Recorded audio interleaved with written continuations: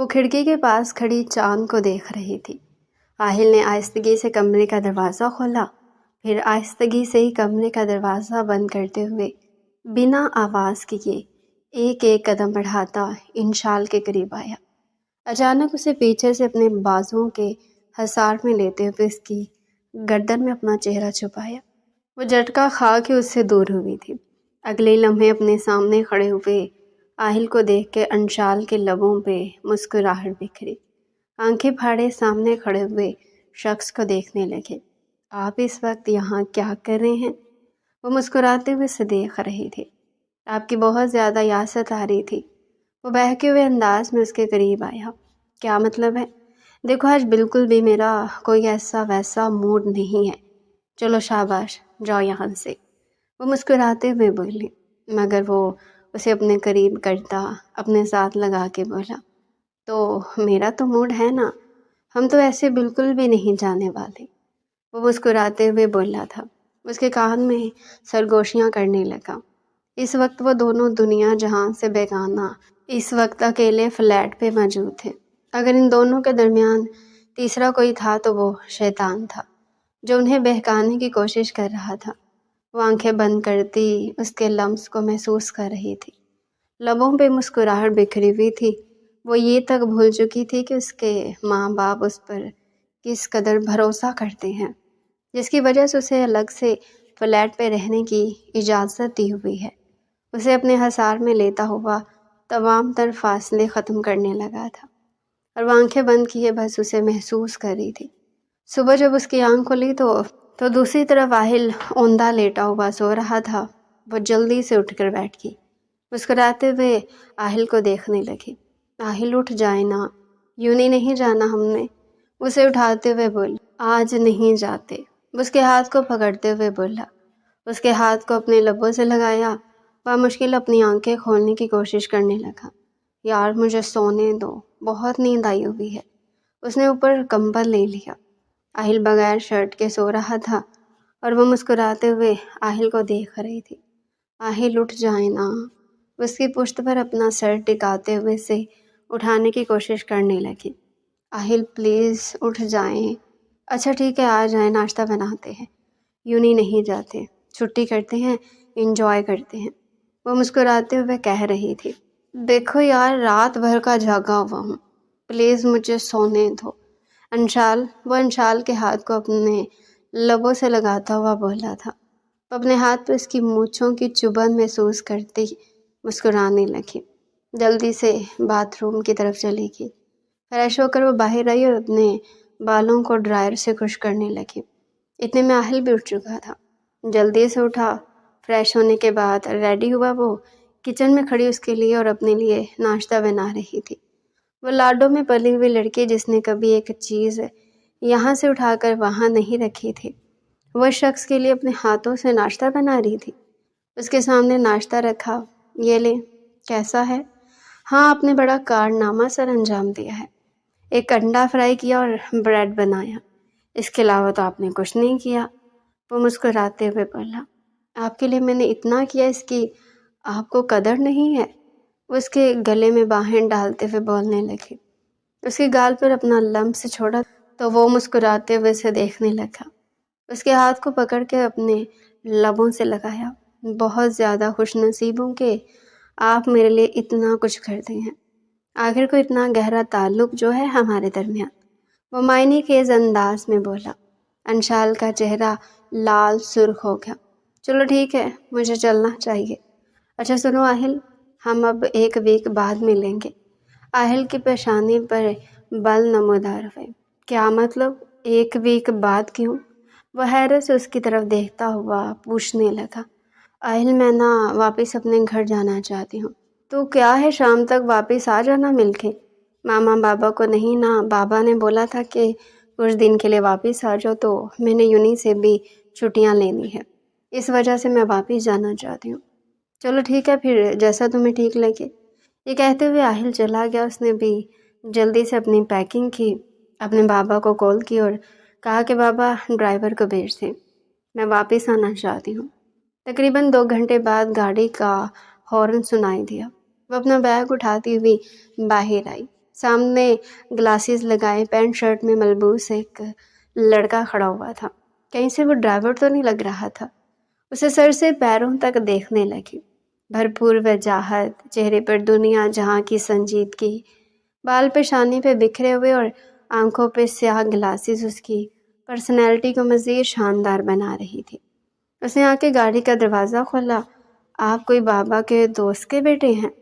بس سنجیدگی سے پوچھنے لگی، اور اس نے اسے سر سے پیروں تک دیکھا اور نفی میں سر ہلانے لگا۔ نہیں، ایسا تو کچھ بھی نہیں، ڈرائیور ہوں آپ کا، سنجیدگی سے کہتے ہوئے اس نے گاڑی کا دروازہ کھولا۔ اوہ اچھا، وہ تھوڑا حیران ہوئی تھی۔ آپ کا نام؟ اس نے فوراً سے پوچھا۔ ایلوس، بہت عجیب نام ہے، پہلی دفعہ سنا ہے، کہیں کسی انگریز کی اولاد تو نہیں ہو؟ لگ بھی رہے ہو۔ وہ ہنستے ہوئے بولی، نہیں ایسی بات نہیں ہے۔ وہ سنجیدگی سے جواب دے رہا تھا۔ وہ موبائل نکال کے آہل کو کال کرنے لگی۔ ہاں میں واپس جا رہی ہوں۔ تو ٹھیک ہے، 1 ویک تک میں واپس آؤں گی، پھر ہم ملیں گے۔ اوکے، یہ کہہ کر اس نے کال کٹ کر دی تھی، اور ایلوس نے شیشے میں سے پیچھے بیٹھی انشال کو دیکھا، جو موبائل پر ٹائپنگ کرتے ہوئے ساتھ ساتھ مسکرا رہی تھی، اور اس شخص کو نہ جانے کہ اس لڑکی میں انٹرسٹ پیدا ہوا تھا۔ ایلوس بار بار شیشے میں سے اس کی آنکھوں کو دیکھ رہا تھا، جھکی ہوئی آنکھیں اور گھنی پلکیں جسے بہت زیادہ پرکشش بنا رہی تھی۔ گاڑی جیسے اس بڑے سے محل نما گھر کے سامنے رکی تو اس نے گاڑی کا دروازہ کھولا۔ گلاسز لگاتی ہوئی وہ باہر نکلی۔ گارڈ نے دروازہ کھولا تھا۔ اس گھر کی سب سے لاڈلی بگڑی ہوئی اکلوتی بیٹی تھی، جس میں غرور اس قدر پایا جاتا تھا کہ وہ اپنے سامنے کسی کو کچھ نہیں سمجھتی تھی۔ گھر میں داخل ہوتے ہی سامنے سے آتی ہوئی ملازمہ کے ساتھ اس کی بہت زور سے ٹکر ہوئی۔ اندھی ہو گئی ہو کیا؟ تمہیں نظر نہیں آتا؟ دیکھ کے نہیں چل سکتی کیا؟ تمہاری ہمت کیسے بھی مجھ سے ٹکرانے کی؟ گھر میں داخل ہوتی وہ چلاتے ہوئے بولی۔ سامنے سے منید صاحب آئے اور کہنے لگے، بیٹا کیا ہو گیا ہے؟ آتے ہی آپ چلانے لگی ہو۔ دیکھو آپ کے بابا آفس بھی نہیں گئے، آپ کا انتظار کر رہے تھے۔ بابا یہ اندھی ہو گئی ہے، اسے نظر نہیں آیا؟ نکالے اسے یہاں سے۔ وہ غصے میں چلاتے ہوئے بولی۔ اسے اس قدر غصہ آ گیا جبکہ پیچھے کھڑا ہوا ایلوس اس ملازمہ کی ہوتی ہوئی بے عزتی دیکھ کر حیرت سے اس لڑکی کو دیکھنے لگا۔ ایلوس بیٹا آپ روم میں چلے جاؤ، بابا یہ ڈرائیور اس کو روم میں کیوں بھیج رہے ہیں؟ وہ سنجیدگی سے بولی۔ بیٹا وہ ڈرائیور ہے، لیکن اس کو ذرا میں نے الگ سے کمرہ دے رکھا ہے، کسی کی سفارش پہ سے رکھا ہے یہاں پہ، زیادہ دن نہیں ہوئے، اس کی جیسی نوکری لگے گی وہ چلا جائے گا۔ وہ ہمیشہ اپنی بیٹی کو ہر چیز کی تفصیل بتاتے تھے۔ ابھی تک وہ اس ملازمہ کو گھور رہی تھی۔ تم یہاں کیا کھڑی ہو؟ اب جاؤ یہاں سے، اسے پہلے کہ تمہیں کچا چبا جاؤں، میں چلاتے ہوئے بولی۔ منی صاحب کہنے لگے، بیٹا اتنا زیادہ غصہ تھوڑا سا کنٹرول کیا کرو، پتہ نہیں کیسے آپ یونی میں رہتی ہو، مجھے تو کبھی ڈر لگتا ہے آپ کسی کو کچا چبا ہی نہ جاؤ۔ منیب صاحب نے مسکراتے ہوئے کہا۔ وہ ہمیشہ اس کی بدتمیزیوں پر ایسے ہی محبت سے اور پیار سے اسے سمجھاتے تھے، جس نے اسے مزید بگاڑ دیا۔ مما کہاں ہیں آپ کی مما کچن میں کھڑی آپ کے لیے آپ کی فیوریٹ ڈشز بنوا رہی ہیں، انہوں نے مسکراتے ہوئے کہا۔ وہ جیسے ہی لاؤنج میں داخل ہوئی اس نے ہانیہ بیگم کو آواز دی، مما آپ کدھر ہو؟ میرا انتظار نہیں کر رہی تھی؟ دروازے پہ وہ سنجیدگی سے بولی۔ اتنے میں ہانیہ بیگم جلدی سے کچن سے باہر آئی اور مسکراتے ہوئے اپنی بیٹی کو سینے سے لگایا، اس کی پیشانی پر بوسہ دیا۔ نہیں ماما ایسے مت کیا کریں، بہت عجیب لگتا ہے۔ وہ اپنی پیشانی کو صاف کرتے ہوئے بولی۔ ہانیہ بیگم کہنے لگی، میری بیٹی آ گئی ہے، میں نے آپ کی ساری پسند کی ڈشز بنوائی ہیں۔ لنچ کرنے کے بعد وہ سیدھا اپنے کمرے میں آ گئی تھی۔ کمرے میں داخل ہوتے ایک ہلکا سا ڈریس اٹھایا۔ فریش ہونے کے بعد جب باہر آئی تو سامنے اس کے روم میں منیب صاحب بیٹھے ہوئے تھے۔ بابا جان آپ نے کوئی بات کرنی ہے کیا؟ ویسے یہ ٹائم میرے آرام کرنے کا ہے، وہ سنجیدگی سے بولی۔ بیٹا مجھے آپ سے کچھ بات کرنی ہے، اس وجہ سے میں نے آپ کو آنے کا کہا تھا، ورنہ میں خود ہی آ جاتا اگر مجھے آپ سے ملنا ہوتا۔ جی بابا بولی۔ وہ اپنے بالوں کو ڈرائر سے خشک کرتے ہوئے بولی۔ بیٹا آپ یہاں میرے پاس آ کے بیٹھیں گی، میں تب آپ سے بات کروں گا۔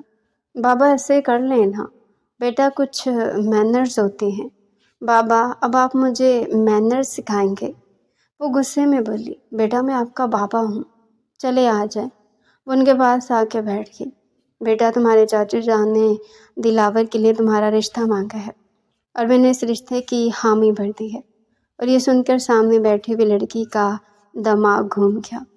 ایک لمحے کے لیے اس کی آنکھوں کے سامنے آہل کا چہرہ آیا۔ واٹ بابا، یہ آپ کیا کہہ رہے ہیں؟ واٹ ربیش! وہ غصے میں چلاتے ہوئے بولے، آپ نے مجھ سے پوچھنا گوارا نہیں کیا، مجھے بتانا گوارا نہیں کیا، اور مجھے کہہ رہے ہیں کہ آپ نے رشتے کی حامی بھر دی ہے۔ وہ دلاور، جاہل، پینڈو، گوار، میں اس کے ساتھ بابا بالکل بھی شادی نہیں کروں گی، وہ غصے سے چلاتے ہوئے بولے۔ اور منیب صاحب ہونکوں کی طرح اس کی طرف دیکھنے لگے۔ انہیں اس چیز سے ہی تو ڈر محسوس ہو رہا تھا۔ اچھا بیٹا، ہائپر ہونے کی اتنی زیادہ ضرورت نہیں ہے۔ میں نے حامی بھری، لیکن ساتھ یہ بھی کہا کہ میں آپ سے پوچھ کر ہی فائنل بتاؤں گا۔ میں نے اپنی طرف سے حامی بھری ہے، آپ کی طرف سے نہیں۔ آپ کو اگر انکار کرنا تو پھر کوئی مسئلہ نہیں، ہم اس رشتے سے انکار بھی کر دیں گے۔ وہ نرمی سے اس کے گال کو تھپکتے ہوئے بولے، بابا جان ابھی میں نے اسٹڈی کرنی ہے، ابھی میں نے لائف میں بہت کچھ کرنا ہے۔ شادی بیاہ کے چکر میں مڈل کلاس لوگوں کی طرح آپ نے ابھی میرے رشتے دیکھنے شروع کر دیا ہے؟ کیا میں آج پہ بوجھ بن چکی ہوں؟ جو آپ ایسے چاہتے ہیں بوجھ بن گئی ہوں تو ابھی بتا دیں، میں اپنا خود انتظام کر لیتی ہوں۔ وہ چلا رہی تھی اور اس کے یوں چلانے پر ہانیہ بیگم بھی آ گئی اور کہنے لگی، او ہو بیٹا کچھ نہیں ہوتا، میں نے بولا بھی تھا آپ کو کہ اس رشتے کی حامی مت بھرنا، ابھی کوئی رشتے کی بات نہ کرے، ابھی ہماری بیٹی کو پڑھنا ہے۔ اور وہ دونوں اب بیٹھ کے اسے منا رہے تھے، جو ناراض ہو کے بیٹھ گئی تھی۔ اوکے ٹھیک ہے، اب میری بیٹی کیسے مانے گی؟ کیونکہ میں اپنی بیٹی کو خود سے دور نہیں کرنا چاہتا۔ میں چاہتا ہوں کہ تم یہاں سے ہی ڈرائیور کے ساتھ کالج جایا کرو۔ پاپا آپ کو پتہ ہے گھنٹے کا سفر ہوتا ہے، میں تھک جاؤں گی، وہاں اپنے فلیٹ میں ٹھیک رہتی ہوں، مجھے کوئی مسئلہ نہیں۔ وہ نگاہیں جھکاتے ہوئے بولی۔ ان کی بات سن کر وہ کہنے لگی، نہیں بیٹا، لیکن مجھے اچھا نہیں لگتا، میں نے آپ کی بات مان لی ہے نا، میں اس رشتے سے انکار کر دوں گا۔ اب آپ کو ہماری بات ماننی پڑے گی کہ آپ کو گھر سے جانا ہوگا، یوں نہیں۔ اور یہ سن کر تو وہ کافی زیادہ پریشان ہوگی، کیونکہ وہ تو ہر لمحہ آہل کے خیالوں میں مگن تھی، آہل ہی اس کے حواسوں پہ چھایا ہوا تھا۔ رات کو کافی دیر سے اس نے آہل کے نمبر پہ کال کی تو دوسری طرف سے بےتاب سی آہل کی آواز گونجی، جانے من آج میں آپ کو بہت زیادہ مس کر رہا ہوں، دل اتنا بےتاب ہے، جی چاہ رہا ہے کہ آپ کے گھر پہنچ جاؤں اور آپ کو اپنے حصار میں لے لوں۔ اس کی طرف دیکھ کر اس کے لبوں پہ مسکراہٹ بکھر گئی۔ وہ کہنے لگی، جی جناب، اب آپ کو ایسے ہی تڑپنا پڑے گا ہر روزانہ۔ کیا مطلب ہے؟ تمہیں پتہ یار، بابا نے بولا ہے کہ مجھے گھر سے یوں نہیں جانا پڑے گا۔ کیا مطلب یار؟ تھوڑی ضد کرو اور فلیٹ پہ واپس آؤ، میں تو بالکل تمہارے بغیر نہیں رہ سکتا۔ آپ کو پتہ ہے مجھے آپ کی کس قدر عادت ہو چکی ہے، وہ سنجیدگی سے بولا۔ اس کی بات سن کر وہ ہنسی، ویسے آپ کو تڑپانے میں مجھے مزہ آ رہا ہے۔ ہائے آج آپ کی تڑپ! وہ ہنس پڑی تھی اور دوسری طرف سے وہ بھی ہنسنے لگا۔ چلے ٹھیک ہے، یونیورسٹی تو آپ نے آنا ہے نا؟ ہاں بابا مجھے بول رہے تھے کہ وہ دلاور کے ساتھ میری شادی کرنا چاہتے ہیں، میں نے تو بالکل انکار کر دیا۔ آخر کو ہم اپنے آہل کو چھوڑ کر کیسے کسی اور کی زندگی میں شامل ہو سکتے ہیں؟ آپ سوچیں بھی، اب شامل ہونے کی کوشش بھی کریں تو آپ ہو نہیں سکتی، کیونکہ آپ مکمل طور پر میری ہیں، آخر شوخی سے بولا تھا۔ آہل کی بات سن کر وہ ہنسنے لگی۔ ہاں کیوں نہیں، میں مکمل طور پر آپ کی ہوں اور آپ کی ہی رہوں گی، پریشان مت ہوئیں۔ اس سے بات کرنے کے بعد آہل نے موبائل کان سے ہٹاتے ہوئے پہلو میں لیٹی ہوئی لڑکی کو دیکھا، اس کے بالوں میں دھیرے دھیرے ہاتھ پھیرنے لگا۔ جانے من آپ سو گئی ہیں کیا؟ اس کے کان میں سرگوشی کرتا ہوا بولا، مگر اس نے آنکھیں کھول کے دیکھا۔ محترم اب سو جائیں، آپ کی بیگم کو بہت زیادہ نیند آئی ہوئی، میں بھی سلانا چاہتا ہوں اپنی خاندانی بیوی کو، وہ محبت سے کہتا ہوا آنکھیں بند کر گیا۔ اس کے لیے اگر انشال تھی تو محض وقت گزاری تھی، جس کے لیے وہ اتنا گہرا تعلق اس کے ساتھ بنائے ہوئے تھا۔ صرف اپنے وقت و گزارے کے لیے موبائل سائڈ پر رکھتے ہی اپنے بالوں کو کھول کر وہ آنکھیں بند کرتی آہل کے ساتھ گزارے ہوئے لمحات اس کی آنکھوں کے سامنے گھومنے لگتے۔ اگر بابا کو میرے اور آہل کے تعلق کا پتہ چل گیا تو بے ساختہ اس کے دماغ میں یہ خیال آیا۔ دروازے پہ دستک سن کر وہ ہوش کی دنیا میں واپس آئی۔ انشال نے اٹھ کے دروازہ کھولا۔ سامنے ایلوس کھڑا ہوا تھا۔ وہ ایلوس کو سر سے پیروں تک دیکھنے لگی۔ ہلکی سی ٹراؤزر شرٹ میں ملبوس وہ کسی ریاست کا شہزادہ معلوم ہو رہا تھا۔ آپ کی مما جان نے بولا کہ آپ رات کو پارٹی میں جاتی ہیں، تو میں نے کہا آپ سے میں پوچھ لیتا ہوں آپ کو کہیں جانا ہے کیا، کیونکہ مجھے کوئی ضروری کام سے جانا ہے۔ وہ کلائی میں ڈالی ہوئی گھڑی دیکھتے ہوئے بولا، نہیں مجھے کہیں نہیں جانا، آپ جا سکتے ہیں۔ یہ کہہ کے اس نے کمرے کا دروازہ بند کر دیا اور ایلوس نے بند دروازے کو دیکھا۔ نہ جانے کیوں وہ لڑکی ایلوس کے حواسوں پہ چھانے لگی۔ اسے دیکھنے کے لیے، اس سے بات کرنے کے لیے وہ بہانہ بنا کے اس کے پاس تو آ گیا تھا، لیکن اب اسے عجیب سی بے چینی بن گئی تھی۔ بیٹا آج تمہیں ایلوس کے ساتھ یونیورسٹی جانا ہے تو جلدی جلدی ناشتہ کرو، اسے بعد میں جاب کرنی ہوتی ہے۔ اس وجہ سے کیا مطلب ہے بابا جان؟ کیا اس کی ذمہ داری صرف یہ نہیں ہے کہ وہ مجھے لے جائے جہاں مجھے جانا ہوگا؟ بیٹا آپ کی ذمہ داری ہے، آپ اس کا نمبر لے لینا، جب آپ کو ضرورت ہوگی آپ اسے میسیج کر دینا، وہ آپ کے پاس پہنچ جائے گا۔ منیب صاحب نے نرمی سے اسے سمجھایا۔ ٹھیک ہے۔ ناشتہ کرنے کے بعد بیگ اٹھاتی وہ باہر آئی۔ گاڑی کا دروازہ کھولا تو سامنے وہ بیٹھا ہوا تھا۔ وہ آ کے فرنٹ سیٹ پر ہی بیٹھ گئی۔ مجھے پیچھے بیٹھنے کی عادت نہیں ہے، اس وجہ سے میں یہاں بیٹھنے لگی ہوں۔ وہ سنجیدگی سے گویا ہوئی ہے۔ اپنی گلاسز لگا لی، ساتھ ساتھ وہ موبائل پہ لگی ہوئی تھی۔ بار بار وہ ساتھ بیٹھی ہوئی لڑکی کو دیکھتا۔ انشال اپنے وجود پر اس کی نگاہوں کی تپش کو محسوس کر کے حیرت سے اس کی طرف دیکھنے لگی۔ بجائے مجھ پہ فوکس کرنے کے آپ سامنے فوکس کریں، یہ نہ ہو کہ دونوں ہسپتال پہنچ جائیں، وہ سنجیدگی سے بولی۔ اس کی بات سن کر وہ بے ساختہ ہی مسکرایا۔ نہیں، آپ کو ہسپتال نہیں پہنچا سکتا، پریشان مت ہو۔ گاڑی یونیورسٹی کے سامنے رکی، وہ باہر نکلی، ارد گرد دیکھنے لگی۔ آہل نے اسے اب بھی تو میسیج کیا تھا، جیسے تم آؤ گی میں بھی پہنچ جاؤں گا۔ شاید وہ پہنچ گیا تھا۔ جیسے وہ یونی میں داخل ہوئی تو سامنے کھڑے ہوئے آہل کو دیکھ کے جا کے بے ساختہ اس کے گلے سے لگے گی۔ اور یہ لمحہ تھا جب ایلوس کے دل کو کچھ ہوا تھا۔ اسے یوں کسی اور مرد کے گلے سے لگا ہوا دیکھ کے امیر لوگ، ان کے لیے یہ نارمل سی بات تھی، مگر ایلوس کو بہت عجیب لگا۔ اس نے گاڑی آگے بڑھا دی۔ آہل کو دیکھتے وہ آہل کے پاس آئی، مگر آہل فوراً سے اس کے بازو سے پکڑ کر باہر لے آیا۔ گاڑی کا دروازہ کھولا، گاڑی میں بیٹھو۔ کدھر جانا ہے؟ آہل گاڑی میں بیٹھو نا، یہ کہتے ہوئے آہل نے اسے گاڑی میں بٹھایا، آ کر دوسری طرف سے ڈرائیونگ سیٹ سنبھالی۔ تھوڑی دیر بعد گاڑی آہل کے فلیٹ کے سامنے رکی۔ کیا ہوا آہل، تم مجھے یہاں پہ کیوں لے کر آئے ہو؟ تمہیں پتہ ہے کلاسز کا ٹائم ہے، ہمیں یونیورسٹی جانا چاہیے۔ مگر اس کے بازو پکڑتے ہوئے اسے اندر کی طرف لے کر جانے لگا۔ کئی بار وہ پریشان ہو گئی، اسے ڈر لگنے لگا۔ آہل کیا ہو گیا ہے؟ سب کچھ ٹھیک تو ہے نا؟ آہل اسے لے کر اندر آیا، اس کی آنکھوں پہ ہاتھ رکھتے ہوئے اسے ایک روم میں لے کر آیا۔ وہ پورے روم کو دیکھنے لگی جو بہت خوبصورتی سے سجایا گیا تھا۔ روم کے اندر کا ماحول بہت زیادہ رومانوی لگ رہا تھا۔ اس کے کان میں سرگوشیانہ انداز میں اسے سالگرہ وش کرنے لگا اور وہ مسکراتے ہوئے مڑ کے آہل کو دیکھنے لگی۔ سچ میں یہ سب کچھ آپ نے میرے لیے کیا؟ وہ اس بات میں سر ہلانے لگا۔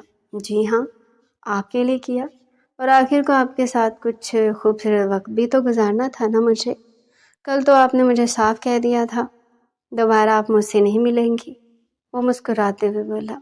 اس کی بات سن کر وہ نگاہیں جھکا گئی، وہ اسے تھوڑی سے پکڑ کر اس کا چہرہ اوپر کرنے لگا۔ یہ آپ کی آنکھوں میں سے شرم و حیا کے رنگ بکھرتے ہیں، یہ مجھے بہت خوبصورت لگتے ہیں، وہ مسکراتے ہوئے بولا تھا۔ نہ جانے کتنا وقت اس نے آہل کے ساتھ گزارا، وہ سب کچھ بھول چکی تھی۔ آہل کی قربت میں وہ دنیا جہاں بھول جاتی تھی۔ اسے نہیں معلوم ہوتا تھا وہ کیا کر رہی ہے کیا نہیں، کیا قدم غلط ہے کیا صحیح ہے، لیکن جب وہ واپس یونی آئی تو کافی دیر ہو چکی تھی۔ سامنے ایلوس گاڑی کے پاس کھڑا اس کا انتظار کر رہا تھا۔ اسے کسی اور گاڑی سے نکلتا دیکھ کے ایلوس کی پیشانی پہ بل نمودار ہوئے۔ واقعی گاڑی کا دروازہ کھولتے ہوئے بیٹھ گئی۔ ایلوس نے نہ چاہتے ہوئے بھی کہنے لگا، یہ کون تھا؟ آپ کے بابا کو ان کے بارے میں پتہ ہے؟ یہ سن کر اس کی پیشانی پہ بل نمودار ہوئے۔ آپ کو یہ حق کس نے دیا ہے؟ آپ مجھ سے سوال کریں۔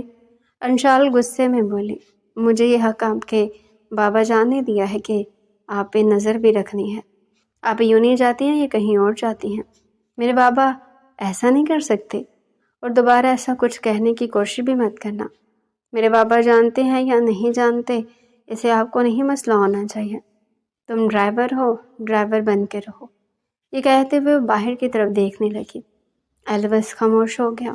ماں باپ کی عزت کا خیال کیجیے گا، باقی جو مرضی کریں۔ تم کون ہوتے ہو مجھے یہ کہنے والی؟ اپنی اوقات میں رہو۔ یہ کہہ کر وہ دوبارہ سے باہر کی طرف دیکھنے لگی۔ وہ مزید اس کے ساتھ بحث نہیں کرنا چاہتی تھی، کیونکہ اس کے اندر ایک ڈر سا بیٹھ گیا تھا، کہیں وہ آہل کے بارے میں اس کے بابا کو نہ بتا دے، کیونکہ وہ ابھی تک اپنے بابا کو نہیں بتانا چاہتی تھی۔ وہ چاہ رہی تھی کہ جیسے ان کی اسٹڈی ختم ہو، اس کے بعد اپنے تعلق کے بارے میں مکمل طور پہ اپنے بابا جان کو بتا دے گی، اور اسے ڈر بھی نہیں لگنا تھا۔ حقیقت بتاتے ہوئے ان کو اس نے تو یہی سوچ رکھا تھا، مگر قسمت نے کیا سوچا ہوا اس کے بارے میں وہ نہیں جانتی تھی۔ جس شخص کو لے کر وہ اپنی زندگی کے خواب بنا رہی تھی، وہ اسے کتنا بڑا دھوکہ دے رہا تھا، یہ بات وہ نہیں جانتی تھی۔ گھر آ کے انشال کو اپنی طبیعت کچھ خراب محسوس ہونے لگی تو وہ اپنے کمرے میں چلی گئی۔ سر چکرا رہا تھا، بستر پہ لیٹی تو وہیں پہ سو گئی۔ ہانیہ بیگم نے آ کے کمرے میں دیکھا تو وہ سو رہی تھی۔ پتہ نہیں اس لڑکی کا کیا بنے گا، رات بھر یہ سوتی نہیں، پارٹیاں انجوائے کرتی ہے، دن کو اس کی نیند ختم نہیں ہوتی۔ بیٹا اٹھ جاؤ، اب یہ کہتے ہوئے اس کے پاس آئی۔ اس کی پیشانی کو چھوا تو اسے بخار ہو رہا تھا، ہلکا ہلکا۔ بیٹا آپ کو بخار ہو رہا ہے؟ مما پلیز مجھے سونے دے، میں سونا چاہتی ہوں۔ وہ اونگتے ہوئے بولی، چلو ٹھیک ہے، روم کی لائٹ آف کر دیجیے گا۔ ٹھیک ہے، یہ کہہ کے ہانیہ بیگم باہر چلی گئی۔ منیم صاحب ہانیہ بیگم کو دیکھ کے کہنے لگے، کیا ہوا، اتنی خاموش کیوں ہے؟ میری بیٹی کہاں ہے؟ وہ کہنے لگی، ہلکا ہلکا بخار ابا پڑا ہے۔ اچھا میں جا کے دیکھتا ہوں۔ نہیں رہنے دے، وہ ابھی سونا چاہتی ہے، اس وجہ سے لائٹ وغیرہ بند کر کے میں آ گئی ہوں۔ آپ پریشان مت ہو، ٹھیک ہو جائے گا۔ شاید تھکاوٹ کی وجہ سے ہو رہا ہے، آرام کرے گی تو ٹھیک ہو جائے گا۔ انہوں نے اس بات میں سر ہلا دیا۔ رات وہ کافی دیر سے اٹھی تو آہل کی نہ جانے کتنی کالز اور میسیجز آئے ہوئے تھے، جس میں اس نے یہ کہا ہوا تھا کہ رات کو کلب میں پارٹی ہے، تمہاری برتھ ڈے کو لے کر تم نے آنا ہے۔ منیب صاحب اس کی ہر خواہش پوری کرتے تھے، لیکن کبھی انہوں نے اس کی سالگرہ سیلیبریٹ نہیں کی تھی، اور یہ کام اس کے دوست کرتے تھے۔ چلو ٹھیک ہے، میں 5 منٹ میں پہنچتی ہوں، اسے جواب دیتی ہوئی وہ جلدی سے ریڈی ہوئی۔ جیسے ہی باہر آئی تو وہ لوگ ڈنر کر رہے تھے۔ وہ کہنے لگی، بابا میں ایک پارٹی میں جا رہی ہوں، دوستوں نے انوائٹ کیا ہے۔ اوکے ٹھیک ہے بیٹا، جلدی واپس آ جانا، نرمی سے کہا۔ وہ باہر آئی، ایلوس کو میسج کیا تو وہ اپنے روم سے باہر آ گیا تھا۔ آتے ہی گاڑی میں بیٹھ گیا، شاید وہ نیند میں لگ رہا تھا۔ ٹھیک سے اس نے اپنی آنکھیں کھولی۔ جی کدھر جانا ہے؟ وہ نرمی سے پوچھنے لگا۔ کلب، اتنی رات کو؟ وہ گویا ہوا، آپ کا کام ہے مجھے چھوڑنا، زیادہ سوال جواب مت کریں۔ گاڑی میں بیٹھنے لگی۔ وہ اس کے لباس کو دیکھنے لگا تھا جو اس کی رعنائیوں کو واضح کر رہا تھا۔ اسے نگاہیں چرانے لگا۔ اسے کلب چھوڑنے کے بعد وہ وہیں پہ اس کا انتظار کرنے لگا۔ گاڑی کی بیک سے ٹیک لگائے، آنکھیں بند کیے وہ وہیں پہ بیٹھ گیا۔ نہ جانے کب اس کی آنکھ لگی، اسے پتہ نہ چلا۔ رات کے 2 بجے اس کی آنکھ کھلی تو اس نے دیکھا 2 بج چکے تھے، لیکن ابھی تک وہ آئی نہیں تھی، مگر وہ وہیں کھڑا رہا۔ تقریباً رات کے 3 بجے وہ لڑکھڑاتے ہوئے آہل نے اسے پکڑا ہوا تھا۔ وہ خود بھی شاید نشے میں تھا۔ اس کے پاس آیا، آہل کہنے لگا، چھونا مت۔ یہ کہہ کے آہل نے گاڑی کا دروازہ کھولا اور اسے بٹھا دیا۔ وہ آہل کو دیکھنے لگا تھا جو اس پہ یوں حق جتا رہا تھا، نہ جانے اس کا کیا لگتا ہو۔ وہ آ کر دوسری طرف سے گاڑی میں بیٹھا وہ بہکے ہوئے انداز میں ایلوس کو دیکھنے لگی۔ تم کتنی خوبصورت ہو، تمہارا نام کتنا اچھا ہے، وہ بہکے ہوئے انداز میں بولی، اور ایلوس کا دل شدت سے دھڑک رہا تھا۔ اچانک اس نے ایلوس کے ہاتھ کو پکڑا اور ایلوس کو لگا جیسے اس کا دل پسلیاں توڑ کے باہر آ جائے گا۔ اس نے شکر کیا تھا۔ گاڑی گھر کے سامنے رک گئی۔ اسے اپنا سہارا دیتا ہوا وہ کمرے تک لے کر آیا۔ جیسے ہی لا کر اسے بیڈ پہ بٹھایا تو وہ ایلوس کے گریبان سے پکڑتے ہوئے اس کے قریب ہونے لگی۔ ایلوس نے فوراً اسے خود سے دور دھکا دیا اور دھڑکتے دل کے ساتھ باہر آ گیا۔ اتنی بے باک لڑکی اس نے کبھی اپنی زندگی میں نہیں دیکھی۔ اس نے جیسے ہی اپنا سر تکیے پر رکھا، نیند کی وادیوں میں چلی گئی۔ صبح اس کا سر چکر آ رہا تھا، طبیعت بہت زیادہ خراب ہو رہی تھی۔ اچانک اسے وامٹنگ کا احساس ہوا تو وہ اٹھ کے باتھ روم کی طرف چلی گئی۔ مسلسل سے وامٹنگ ہو رہی تھی۔ یا اللہ، یہ رات کو میں نے کیا کیا؟ شکر ہے بابا جان نے نہیں دیکھا۔ آنکھیں بند کی تو رات والے منظر اس کی آنکھوں کے سامنے گھومنے لگے۔ کہیں ایلوس بابا کو ہی نہ بتا دے۔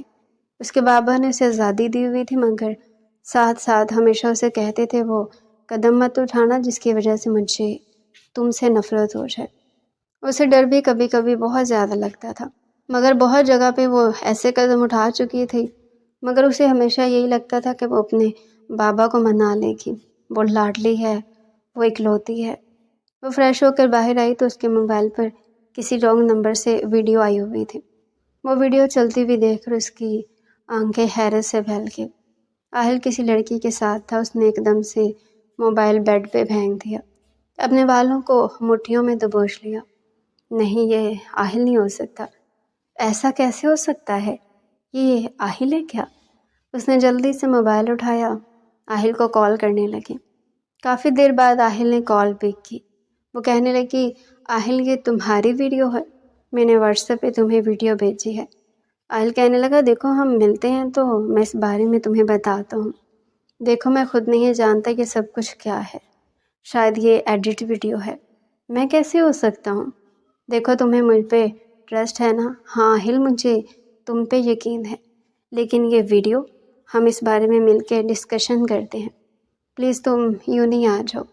اس کی بات سن کر وہ جلدی سے ریڈی ہوئی، یونیورسٹی کے لیے نکل گئی۔ آج وہ بہت زیادہ بےتاب لگ رہی تھی۔ یونیورسٹی میں آہل موجود نہیں تھا۔ آہل نے اسے اپنے فلیٹ پہ آنے کا کہا جبکہ ایلوس جا چکا تھا۔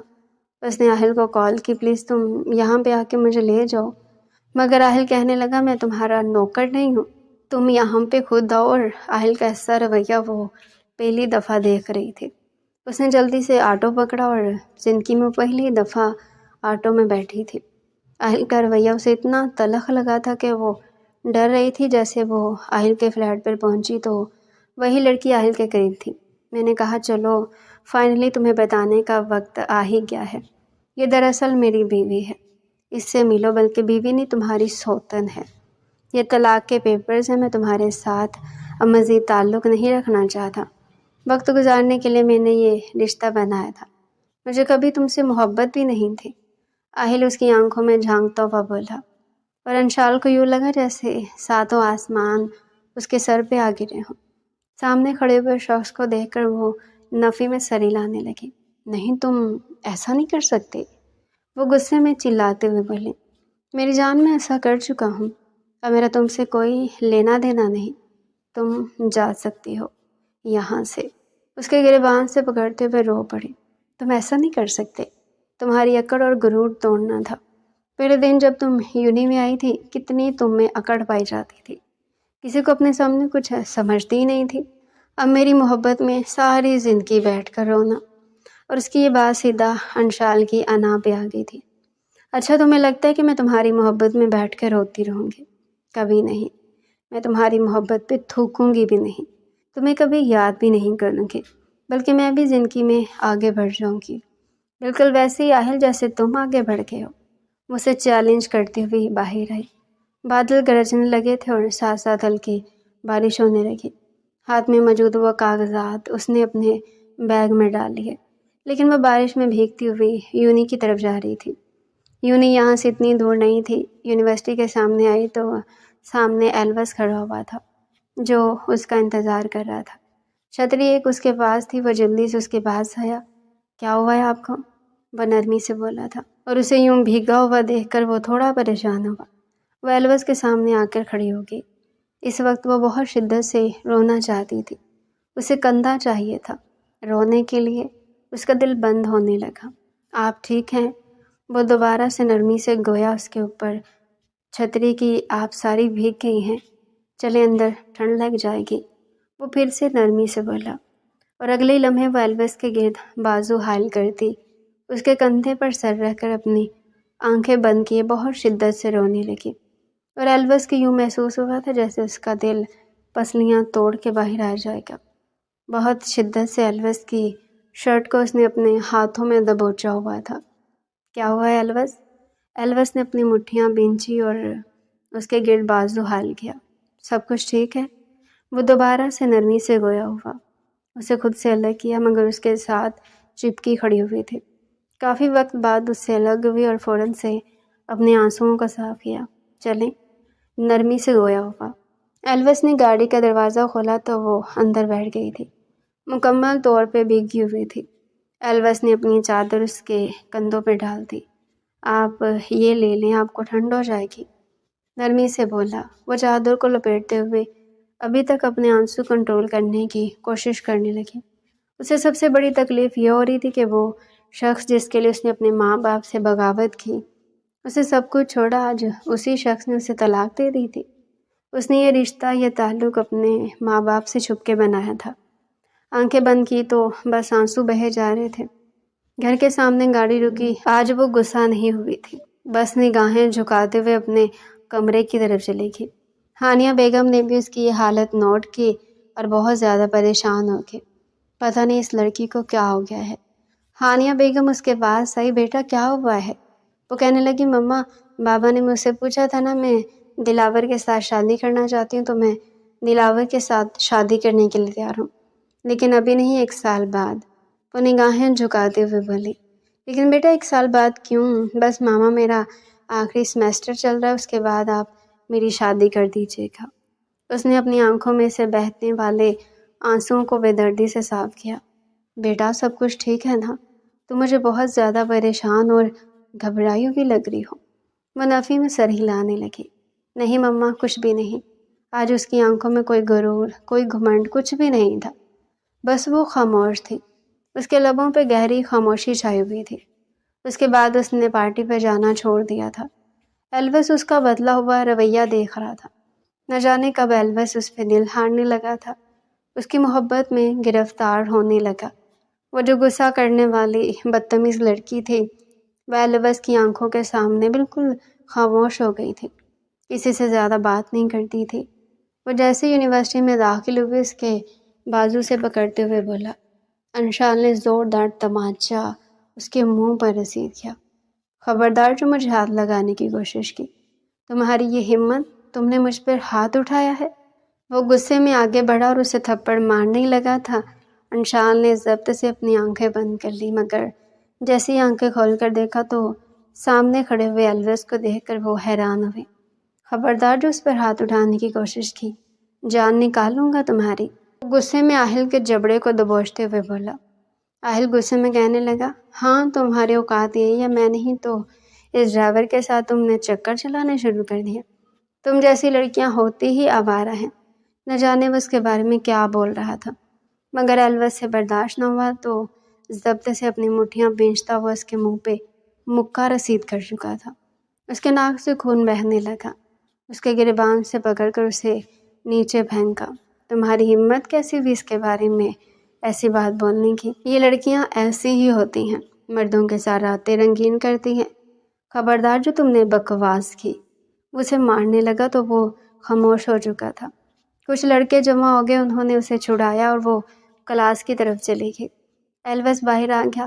چھٹی ٹائم وہ ایلوس کے ساتھ جھگڑنے لگی۔ کیا ضرورت تھی اتنا زیادہ تماشا لگانے کی؟ وہ آپ کے بارے میں جو بکواس کر رہا تھا، ہاں تو کرنے دیتے، تم میرے کیا لگتے ہو جو تمہیں میری حمایت میں اتنا بولنے کی پڑ گئی تھی؟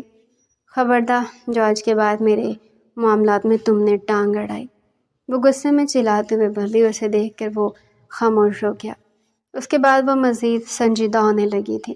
اس کا سیمیسٹر ختم ہو گیا۔ گھر میں شادی کی تیاریاں زور و شور سے چلنے لگی تھی اور اس کی شادی کی تیاریوں کو دیکھ دیکھ کے ایلوس کو کچھ ہونے لگا تھا۔ اس کی محبت میں وہ مکمل طور پر ڈوب چکا تھا۔ آنکھیں بند کرتا تھا تو وہی اس کے سامنے آنے لگ جاتی تھی۔ نہ جانے کیا تھا، آدھی رات کو اس کے کمرے کے دروازے پر دستک دی، مگر اس نے دروازہ نہیں کھولا تو اس نے پیچھے دیکھا، وہ سیڑھیوں پہ بیٹھے ہوئے تھے۔ اس کے پاس آیا۔ کیا ہوا ہے؟ آپ پریشان لگ رہی ہیں۔ آپ یہاں کیا کر رہے ہیں؟ وہ گھبراتے ہوئے بولے۔ آپ کے بابا نے مجھے حویلی میں آنے کی اجازت دی ہوئی ہے تو میں یہاں سے گزر رہا تھا۔ آپ پریشان بیٹھی ہوئی تھی تو سوچا آپ سے پوچھ لوں۔ نہیں، کچھ بھی نہیں ہوا، آپ مجھے دوست سمجھ کر بتا سکتی ہیں۔ اس نے ایلوس کی طرف دیکھا تھا۔ دوست واقعی میں دوست سمجھوں؟ وہ اس بات میں سر ہلانے لگا۔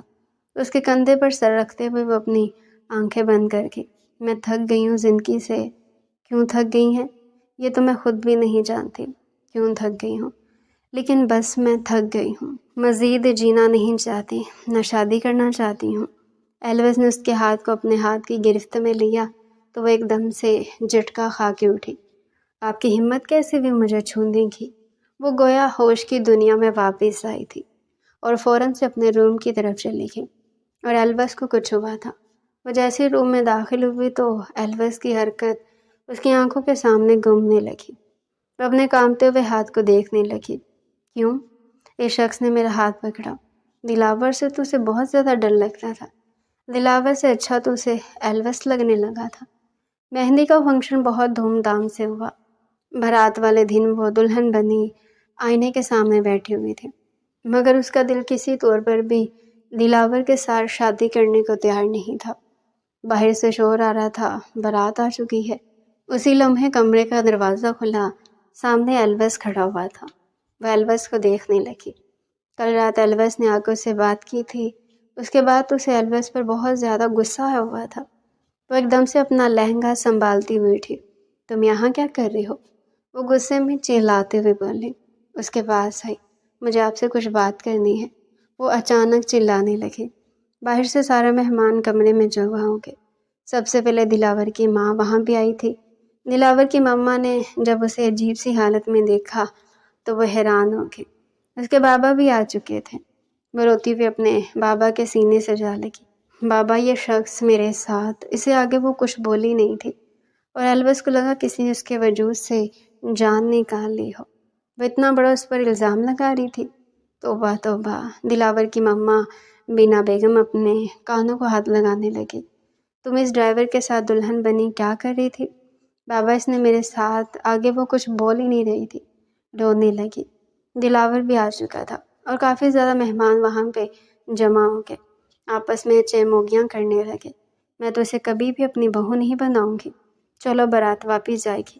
بارات ابھی آئی ہی نہیں تھی اور یہ سن کر تو ایک دم سے اس کے نگاہیں اٹھا کر اپنی پھوپھو جان کو دیکھا جو بارات واپس لے جانے کی بات کر رہی تھی۔ حالانکہ اسے لگا تھا یہ الزام صرف ایلوس پر آئے گا اور ایلوس ہمیشہ کے لیے یہاں سے چلا جائے گا، اس کی زندگی سے چلا جائے گا، کیونکہ حقیقت وہ جانتا تھا۔ اس وجہ سے وہ ایلوس کو یہاں سے دور کرنا چاہ رہی تھی تاکہ اس کی زندگی برباد نہ کر سکے۔ منیب صاحب نے اس کا نکاح ایلوس کے ساتھ کرنے کا ہی فیصلہ کیا۔ وہ کہنے لگے، ایلوس، تم نے میری بیٹی کے ساتھ یہ سب کچھ کرنے کی کوشش کی ہے۔ وہ اپنی بیٹی کو خون خوار نگاہوں سے دیکھ رہے تھے۔ وہ نفی میں سر ہلانے لگے۔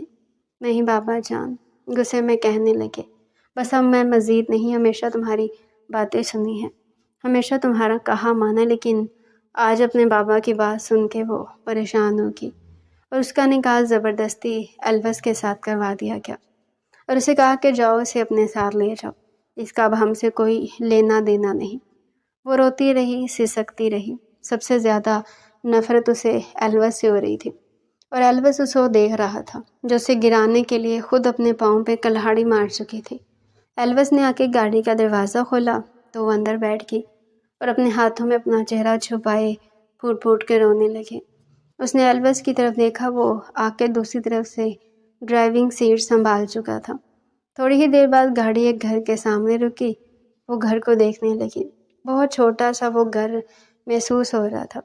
اسے اپنے ساتھ لیے گھر کے اندر داخل ہوا۔ اتنا چھوٹا سا تمہارا گھر ہے، اس میں تمہارا دم نہیں گھٹتا کیا؟ وہ حیرت سے اس کی طرف دیکھنے لگی۔ آپ کو بھی اب اس گھر میں ہی رہنا ہوگا، یہاں پہ میرے سوا کوئی بھی نہیں رہتا، وہ سنجیدگی سے بولا تھا۔ اس کے کمرے میں آ کے غصے میں اپنے ہاتھوں کی چوڑیاں اتار کر پھینکنے لگی، جویلری اتار کر پھینکنے لگی۔ یہ سب کچھ اس کے ساتھ کیا ہو چکا تھا، اسے خود بھی سمجھ نہیں آ رہی تھی۔ ایلوس صوفے پر بیٹھا ہوا باغور سے دیکھے جا رہا تھا۔ چلتا ہوا اس کے پاس آنے لگا۔ کلہاڑی اپنے پاؤں پر مانا تو کوئی آپ سے سیکھے، اس کے کندھوں سے پکڑ کر اپنی طرف کیا تھا۔ وہ ڈر گئی تھی۔ ایلوس کا یہ رویہ دیکھ کر بولی، دور رہو مجھ سے، خبردار جو میرے پاس آنے کی کوشش کی، مجھے تمہارے وجود سے گھن آتی ہے، وہ غصے میں چلاتے ہوئے بولے۔ اس کی بات سن کر وہ ہنس پڑا، کہنے لگا، اچھا تمہیں میرے وجود سے گھن آتی ہے۔ یہ کہتے ہوئے وہ اس کے قریب ہونے لگا۔ اب یہ گھن تمہیں اپنے وجود سے بھی آئے گی، کیونکہ تمہیں خود سے میری خوشبو آئے گی۔ یہ کہتے ہوئے وہ اس کے قریب ہونے لگا۔ وہ نفی میں سر ہلانے لگی۔ شادی ہوئی ہے نا تو اس نکاح کو حلال تو کرنا ہوگا۔ یہ کہتے ہوئے اس کے قریب ہونے لگا۔ وہ نفی میں سر ہلانے لگی۔ اگر وہ اس کے پاس آئے گا تو اسے حقیقت پتہ چل جائے گی کہ وہ پہلے سے شادی شدہ تھی، پہلے سے کوئی مرد اس کی زندگی میں تھا۔ وہ آئینے کے سامنے بیٹھ کر اپنی جویلری اتارنے لگی۔